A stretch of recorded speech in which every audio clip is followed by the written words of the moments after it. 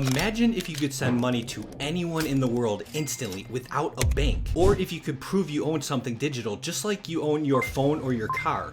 For some, it may sound like science fiction. Well, it's all possible thanks to something called blockchain. Welcome to Blockchain and Chill, where we break down complex concepts into bite-sized, easy-to-understand pieces. And in this episode, we're going to tackle the big question: what is blockchain? Think of a blockchain like a digital ledger, but instead of being stored in one place like your bank's computer, it's stored on thousands of computers all around the world. Every time someone performs a transaction, it gets added to a block of information. Each block is connected to the one before it, creating a chain, hence the name blockchain. But here's what makes it special. Once information is added to the blockchain, it can't be changed or deleted. It's like writing in permanent marker instead of pencil. This makes blockchain incredibly secure and trustworthy.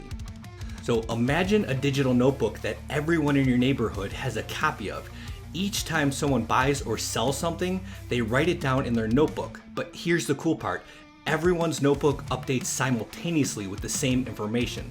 So if anyone tries to tamper with the records, it won't match everyone else's notebook, and the information is then not added to the blockchain. But blockchain isn't just for keeping records. It's revolutionizing industries. For example, in food safety, companies track produce from farm to table, quickly tracing contamination issues. And in healthcare, blockchain securely stores patient records, giving patients control over their information. Also, artists are using it to sell digital art and prove ownership, and some countries are even exploring blockchain-based voting system. How powerful is that? But why does this matter?